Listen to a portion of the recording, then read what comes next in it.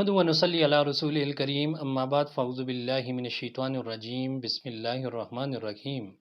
سلسلہ سوال و جواب کے ساتھ میں ہوں عادل امتیاز۔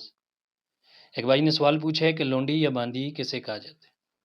تو اس بارے میں یہ بات سمجھیں کہ شریعت اسلامیہ کے اندر جب جہاد ہوا کرتا تھا تو مسلمانوں اور کافروں کے درمیان جو جنگ ہوا کرتی تھی تو جنگ کے دوران جو مسلمانوں کو جو مال حاصل ہوتا تھا اس کو مال غنیمت کہا جاتا تھا، اور مالی غنیمت میں کئی طرح کی چیزیں مسلمانوں کو حاصل ہوا کرتی تھی۔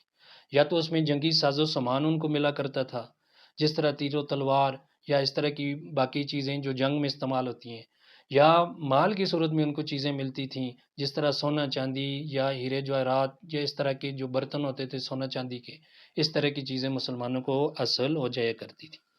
تیسری صورت جو مسلمانوں کو جو حاصل ہوتی تھی وہ قیدیوں کی صورت میں مسلمانوں کو وہ حاصل ہوتی تھی، یا تو وہ غلام ہوتے تھے یا ان کی عورتیں جن کو باندیاں کہا جاتا ہے۔ اب اگر وہ عورتیں جو مسلمانوں کو حاصل ہوئی ہیں جنگ کی صورت میں، تو اب وہ مسلمانوں کی قید میں آ چکی ہیں۔ اب اگر وہ کتابیاں ہیں یا اسلام قبول کر چکی ہیں تو جو ان کا آقا ہوگا اسلام کی روح سے اس کے لیے جائز ہوگا بغیر نکاح کے اس کے ساتھ وہ جنسی تعلق قائم کر سکتے تھے۔ ایسی عورتیں جو مسلمانوں کو حاصل ہوتی تھیں ان کو باندی یا لونڈیاں کہا جاتا تھا۔ اب یہاں پر ایک اور بات جو سوال پیدا ہوتا ہے کہ کیا آج کے دور میں بھی غلام اور باندیوں کی صورت باقی ہے؟ تو اس بارے میں یہ بات سمجھیں کہ آج کے دور میں غلاموں اور باندیوں کی کوئی صورت نہیں ہے، کیونکہ ان کا وجود ہی نہیں۔ اور بعض لوگ مستشرقین اس بارے میں ایک سوال کرتے ہیں اسلام کے اوپر کہ اسلام تو امن کا درس دیتا ہے اور اسلام تو دوسروں کے ساتھ اچھے رویے کا حکم کرتا ہے، تو اسلام کے اندر یہ غلاموں اور باندیوں کا تصور کیوں ہے؟ تو اس بارے میں یہ بات سمجھیں کہ نبی صلی اللہ علیہ وسلم کے دور سے پہلے ہی عام طور پر غلاموں اور باندیوں کا رواج ہوا کرتا تھا۔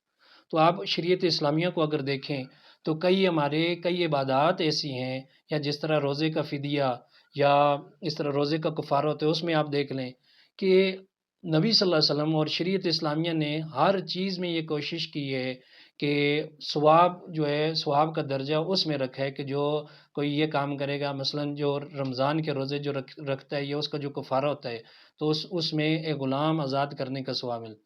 تو اسلام نے تو یہ تصور دیا ہے کہ غلام اور باندیاں آزاد کرنے کا تصور اسلام نے دیا ہے۔ اسلام نے اس کی قطعاً اسلام نے حوصلہ افزائی نہیں کی کہ غلاموں کو رکھا جائے یا نہ رکھا جائے، بلکہ اسلام نے اس رواج کو ختم کرنے کی کوشش کی ہے۔ وآخر دعوانا ان الحمد للہ رب العالمین۔